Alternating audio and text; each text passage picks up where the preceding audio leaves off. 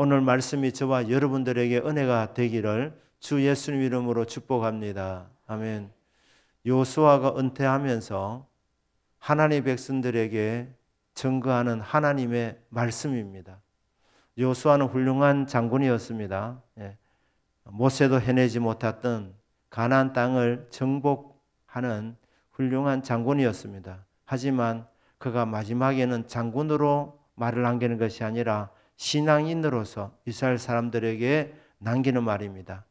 세 번의 설교였습니다. 22장은 요단 동쪽으로 가는 그 지파 사람들을 향해서 던졌던 설교였고, 23장은 이스라엘 백성들의 지도자들을 불러 모아놓고 했던 설교였습니다.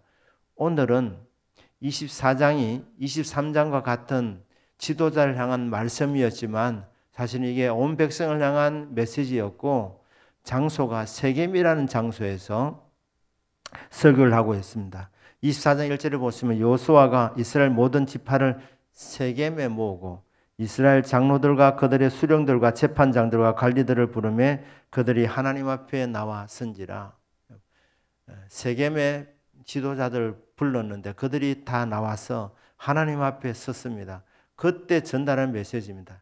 이 말씀은 여호수아 개인의 의견이 아니라 하나님의 마음을 그대로 대언한 것뿐입니다. 이스라엘 백성들을 인도하신 분은 여호와 하나님이십니다. 그래서 여기 보면 끊임없이 내가 계속 나옵니다. 여기 내가는 여호수아가 아니라 여호수아의 입술을 빌려서 하나님 하시는 말씀이에요. 내가 다 하셨다는 것입니다. 이스라엘 백성뿐 아니라 저와 여러분들의 인생을 써내려 가시는 분은 주 여호와 하나님이십니다.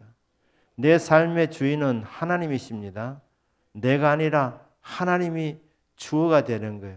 내 안에서 주님이 사시는 겁니다. 내가 하나님 하셨다는 거예요. 그런데 이 세겜은 아주 역사적인 장소였습니다. 믿음의 조상 아브라함이 강 전편에 있었을 때 하나님이 그를 강 이편으로 건너오게 했다는 것이죠. 그래서 이 아브라함을 부르셔서 제일 처음에 도착했던 장소, 역사적인 장소로 언급된 곳이 바로 세겜이라는 곳입니다. 세겜. 그곳에서 하나님이 약속의 말씀을 주었습니다. 아브라함아 잘 왔다. 보이는 이 땅을 너와 네 자손에게 주리라. 약속받았던 장소가 세겜이었습니다. 이스라엘 백성들에게 잊을 수 없는 장소, 그 중에 하나가 세겜입니다. 하나님의 약속의 말씀을 받은 장소였기 때문입니다. 모세가 이스라엘 백성들이 가나안 땅으로 들어가게 될 것을 말씀하면서 너희들이 그 땅에 들어가거든 세겜 땅에 모여라고 말씀했습니다. 세겜 땅에는 에발산과 거리심산이 있는데 각 6지파 사람들을 나누어 놓고 에발산에서는 저주의 말씀을 선포하게 해서 아멘하게 했고, 거리심산에는 축복의 말씀을 낭독하게 해서 이스라엘 백성들이 아멘하게 했습니다. 그 장소가 바로 세겜이었습니다. 모세는 시내산에서 하나님과 언약을 맺습니다. 이스라엘 백성을 대표해서 언약을 맺었는데 가나안 땅에 들어가거든 세겜에 가서 그곳에서 시내산이 맺은 언약을 갱신하라고 그렇게 말했습니다.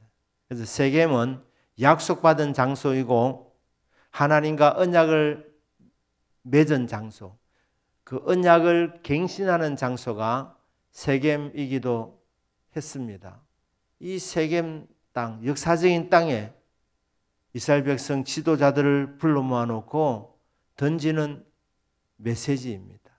메시지가 뭐냐? 지난 날을 돌아보라는 것입니다. 지난 날을 돌아볼 때 모든 것이 하나님의 은혜였다고 회상하게 하는 것입니다. 이스라엘 백성들이 어떤 존재였는가? 그들이 복을 받을 만한 자격이 있어서 복을 받은 것이 아니었답니다. 그들은 본질상 진노의 자식들이었습니다. 하나님이 가장 싫어하는 그것이 바로 우상 숭배인데, 믿음의 조상 아브라함이 강 저편에 있었을 때 그때 우상을 섬겼다고 말씀합니다. 우상을 섬기는 사람이었다. 우상을 숭상했을 뿐 아니라 우상을 만들어 팔았던 집안의 사람이 아브라함이었습니다. 그러니까 아브라함은 어두운 과거가 있는 사람입니다. 이스라엘 사람들도 마찬가지였습니다. 이집트에서 잡신을 섬겼습니다. 시내산에서 모세가 언약을 하나님 말씀을 받을 때에 산 밑에서 그들이 금송아지를 만들어서 우상을 섬겼던 사람들이 여호수아가 말합니다. 우리들의 조상들이었다고 그렇게 말합니다. 그 어두운 과거, 지난날 지었던 죄와 허물, 문제들, 이런 것들을 우리가 하나님의 은혜로 다 용서받고 구원받고 하나님의 자녀가 되고 복을 받았을 때에 그 사실을 숨기려 하지 않아야 합니다. 나는 죄인이었습니다. 나는 우상 숭배자였습니다. 나는 병든 사람이었습니다. 예수님께서 7 귀신 들렸던 이 막달라 마리아를 고쳐주었습니다. 이 막달라 마리아는 아무런 소망이 없던 사람이었는데 예수님 만나서 복음을 듣고 복음을 깨닫고 하나님의 자녀가 되었고 귀신에서 노임을 받았습니다. 그리고 주님을 따라가는 사람이었습니다. 그 과거를 지우려고 하면 안 되는 것입니다. 나의 연약했던 부분, 부족했던 부분들, 그것을 잊지 않는 만큼 하나님의 은혜가 우리 가운데서 더 강하게 역사하는 것입니다. 사람들에게도 알려야 되는 것입니다. 나는 정말 죽을 병이 들렸던 사람인데 하나님 은혜로 고침 받았습니다. 우상 숭배자였는데 하나님의 은혜로 구원받고 하나님의 자녀가 되었습니다. 아무런 자격이 없는 사람인데 하나님이 구원해 주셨고 하나님이 엄청난 복을 내려주셨습니다.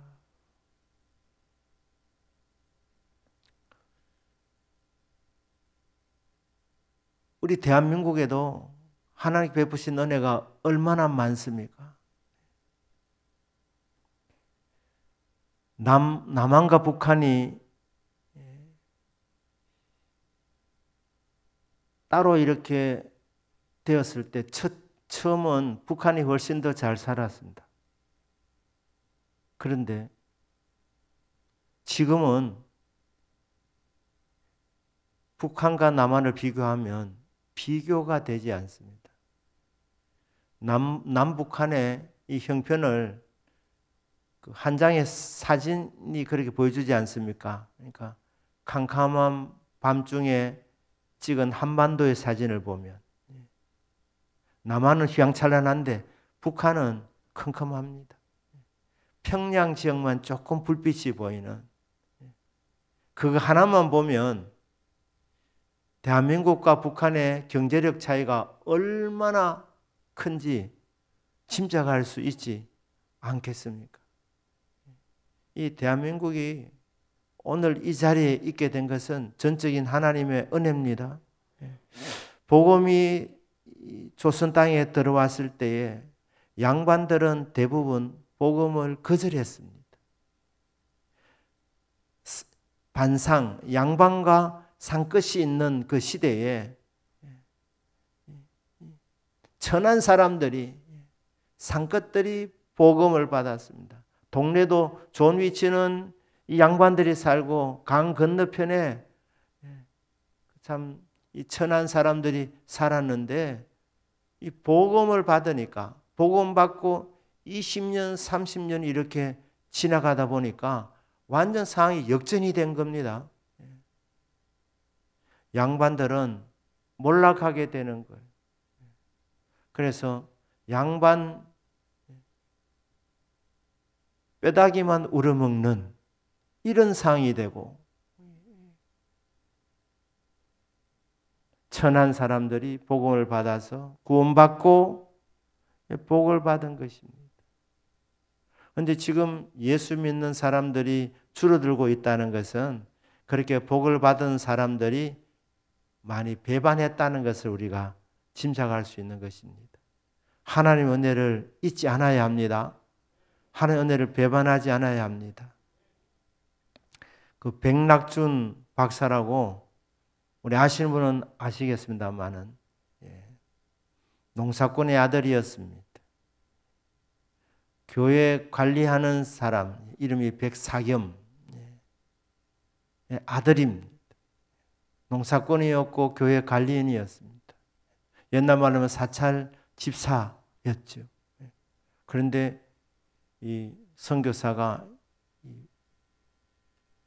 이 백사겸의 아들 백낙준을 미국으로 유학을 시켜서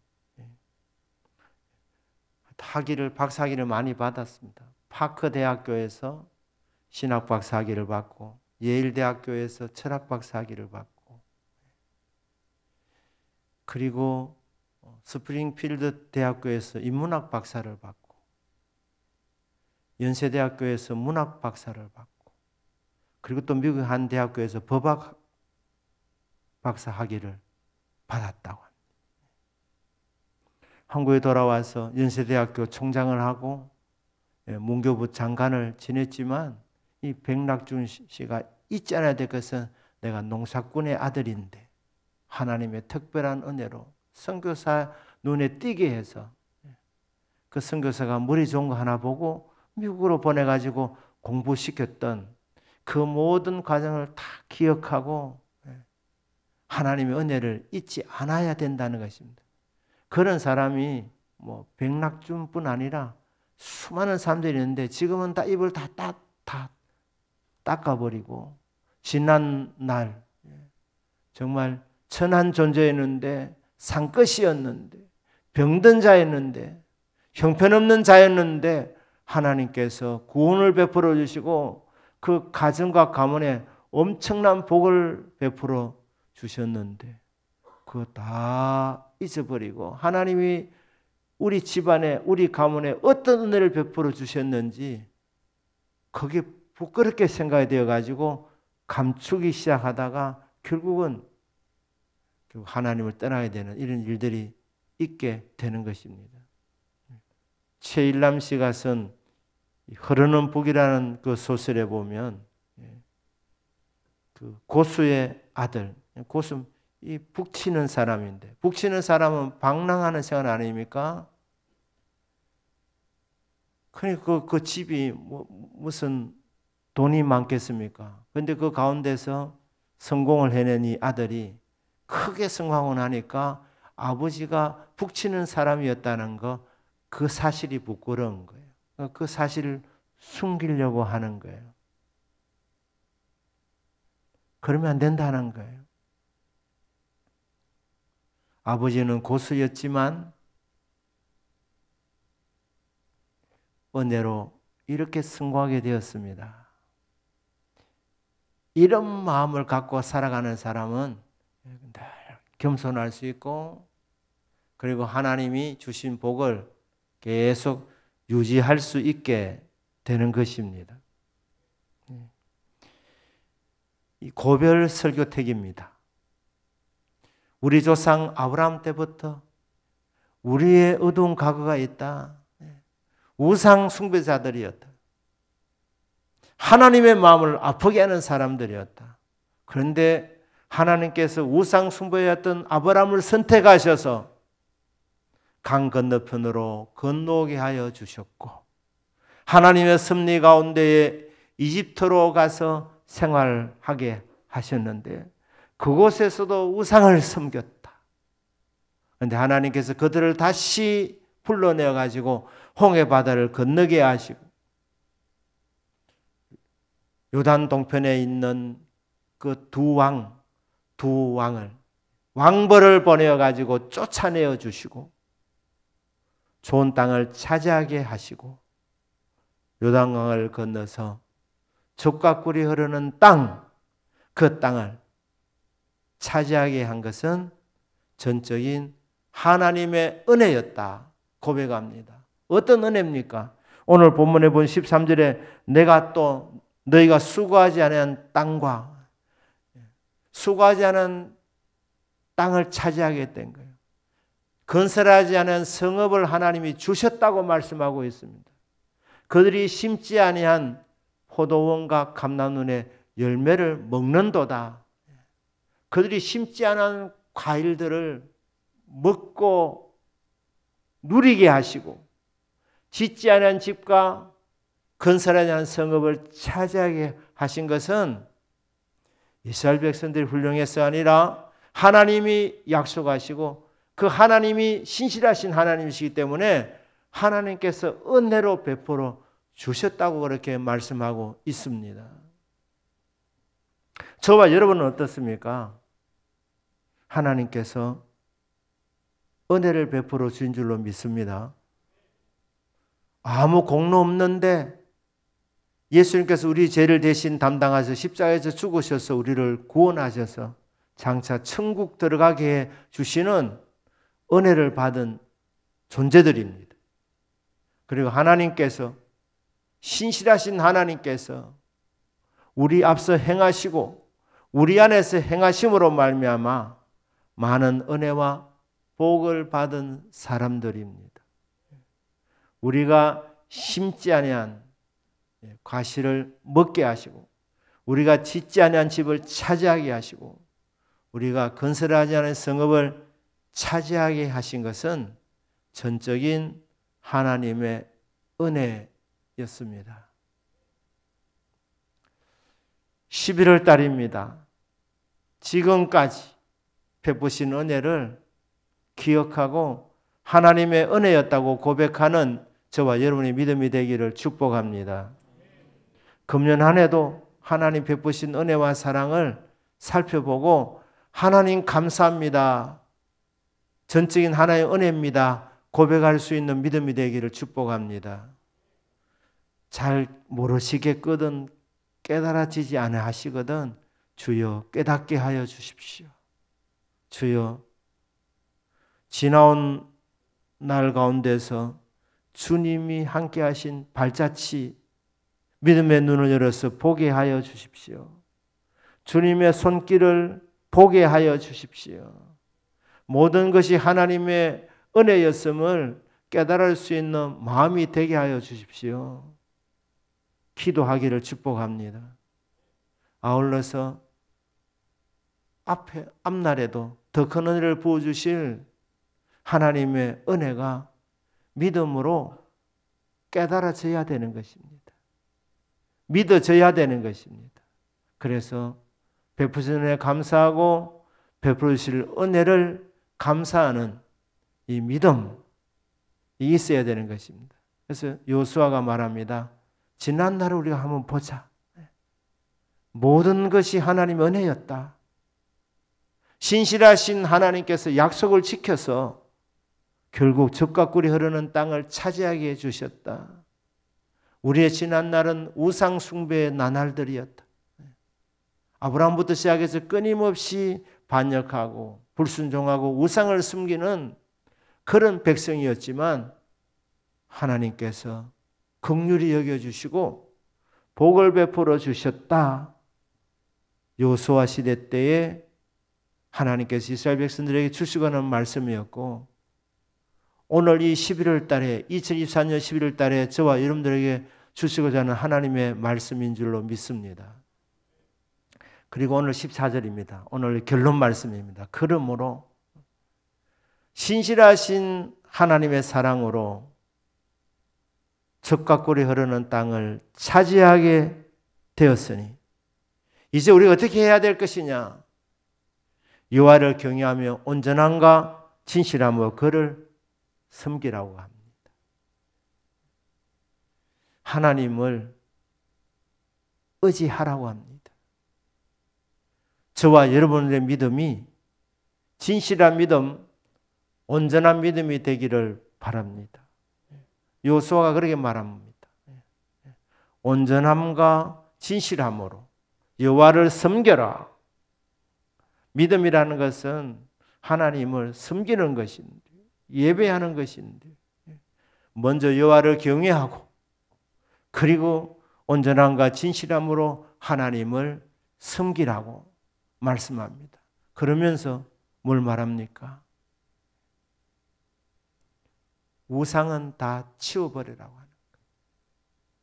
이방 신상들, 잡신들, 이거는 다 치워야 한다고 합니다. 세겜이 역사적인 땅이라고 말씀드렸습니다. 믿음의 조상 아브라함에게 약속 주신 곳이 세겜 땅이었고, 모세를 통해서 말씀하신 대로 세겜 땅에서 언약을 갱신하라고 말씀을 했는데, 이 세겜 땅에 야곱이 머문 적이 있었습니다. 야곱이 바단 아람으로 갔다가 20년 만에 큰 부자가 되어서 돌아왔는데, 세겜 땅이 참 살기 좋은 땅이었습니다. 아주 풍성한 이 목초지였습니다. 그러니까 야곱이 빈손으로 갔다가 2때나 이루었는데 양과 소도 엄청 많았습니다. 그런데 보니까 세겜 땅이 이 목축하기에 너무너무 좋은 것입니다. 그런데 형을 피해서 도망갈 때 하나님께서 베델에서, 그 이전의 이름은 루스인데, 만나주시면서 너가 반드시 이곳으로 돌아온다고, 금이한양하겠다고 말씀할 때에 야곱이 무슨 기도를 했으며 서원 기도를 했습니다.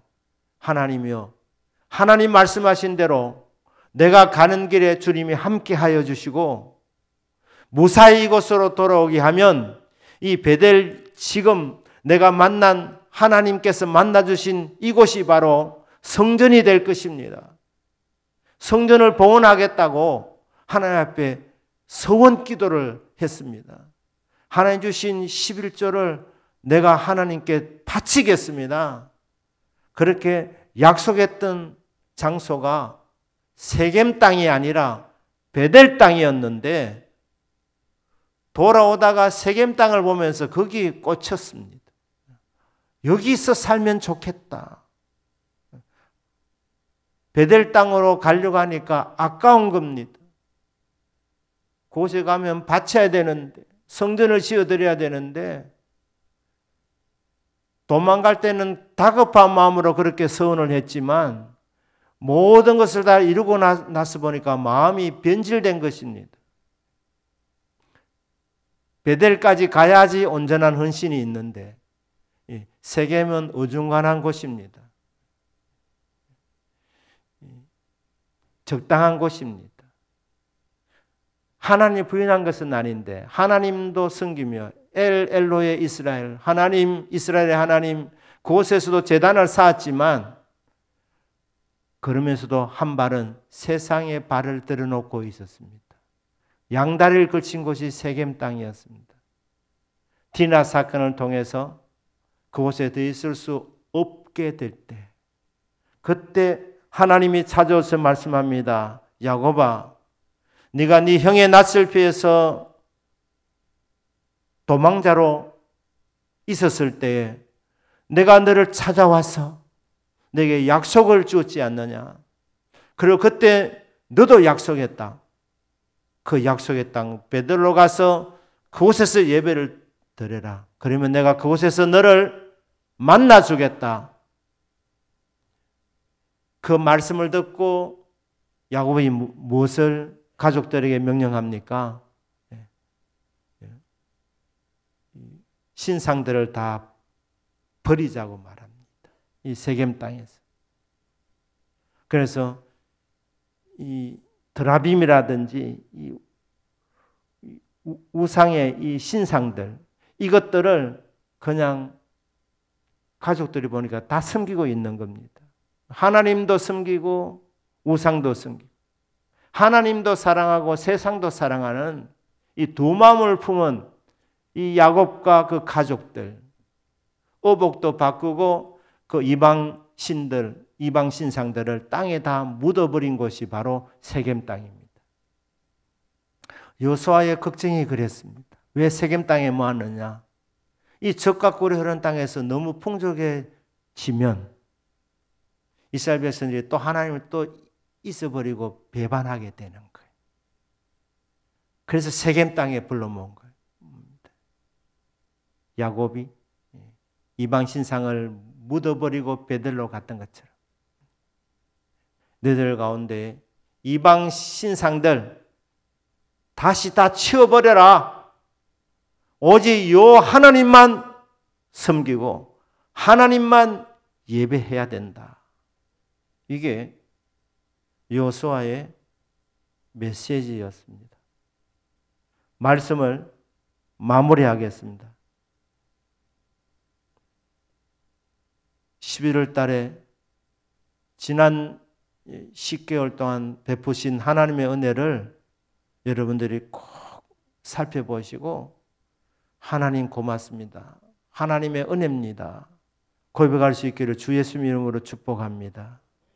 여호와 라파 하나님께서 치료해 주시고 응답하신 하나님께서 응답해 주시고 우리 하나님이 도와주시고 복을 주신 그 모든 것을 잊어버리지 않고 하나님의 은혜였습니다. 그렇게 고백하는 저와 여러분 믿음이 되기를 축복합니다. 혹 하나님도 믿지만 여전히 세상에 미련을 두고 계시는 분들 계십니까? 세상도 사랑하시는 분 계십니까? 이런 사람을 두 마음을 품은 사람이라고 하는 거예요. 두 마음을. 하나님이 나만 사랑하라고 말씀하십니다. 그런데 계속 말 안 들으면 어떻게 하십니까? 말 안 들으면 처음에는 말씀하시다가 경고하시다가 그 다음에는 회초리 드십니다. 환난을 허락하십니다. 그래서 정신 차려가지고 내가 양다리를 걸쳤구나. 하나님도 사랑하지만 세상이 우상이 되어서 돈이 우상이 되어서 명예가 우상이 되어서 세상도 사랑했던 이 두 마음 주여 제가 잘 풀리다 보니까 믿음이 약해졌습니다. 두 마음을 품었습니다. 한 다리는 교회, 한 다리는 세상에 올려놓고 왔다 갔다 했던 두 마음을 품은 사람이었습니다. 하나님 은혜인 줄 모르고 잘 풀려나 문제 없으니까 그냥 하나님의 은혜입니다 하고 하나님 예배해야 되는데 그것 잊어버리고 세상에 기웃기웃거리다 하는 내 모습을 하나님이 안타까워하시다가 사랑의 매를 드셨는데 하나님 이 매를 드신 것 나를 사랑하시기 때문에 드신 것 감사합니다. 그래 고백하시고 주여 이제 다시 깨닫습니다. 이제 고백합니다. 저는 주님만 사랑합니다. 주님만 의지합니다. 가장 지혜로운 성도는 아무 문제 없을 때, 어려움 없을 때, 잘 될 때, 잘 나갈 때, 잘 풀릴 때 하나님 은혜인 줄 알고 하나님만 예배하고 섬기는 사람. 그 사람이 진짜 똑똑한 사람입니다. 저와 여러분은 그런 지혜로운 성도들이 되시기를 주 예수 이름으로 축복합니다. 그러므로 하나님이 다 해주시지 않느냐? 하나님이 엄청난 복을 주시지 않느냐? 그러므로 복을 받은 너희들 이제는 여호와를 경외하며 온전함과 진실함으로 그를 섬기라. 너희의 조상들이 강 저쪽과 애굽에서 섬기던 신들을 치워버리고 두 마음 품지 말고 오직 여호와만 섬기라. 이 말씀의 아멘으로 반응하시는 저와 여러분 되기를 주 예수님의 이름으로 축복합니다. 아멘.